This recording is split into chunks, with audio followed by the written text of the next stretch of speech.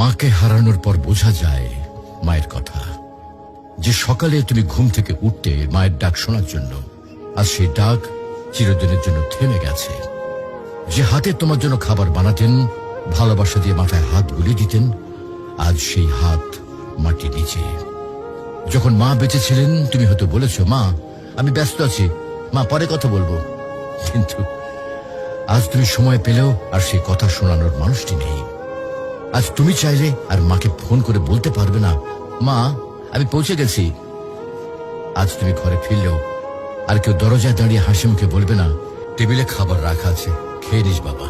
মাকে হারানোর পর বোঝা যায় তিনি শুধু একজন মা ছিলেন না, তিনি ছিলেন ঘরের আলো, জীবনের দোয়া আর হৃদয়ের শান্তি। এখন বুঝতে পারো মা যে বারবার নামাজের কথা বলতেন, ভালো মানুষের সাথে চলতে বলতেন, এগুলো তোমার জন্য কত বড় উপহার ছিল। প্রিয় ভাই বোন, মাকে হারিয়ে আফসোস করার আগে কদর করো। মায়ের হাতে চুমো দাও, তার জন্য দোয়া করো, তাকে জড়িয়ে ধরো যতদিন তিনি আছেন।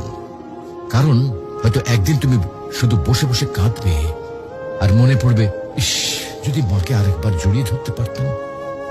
মাকে হারানো মানে পৃথিবীর সব থেকে বড় আশ্রয় হারিয়ে ফেলা। তুমি যখনই সময় পাও তোমার মায়ের সাথে সময় দাও, মায়ের জন্য দোয়া করো। মা যদি আজকে ইহলোক ত্যাগ করেন তাহলে তিনি আর ফিরে আসবেন না। মাকে ভালোবাসো, তার মনে কখনো কষ্ট দিও না।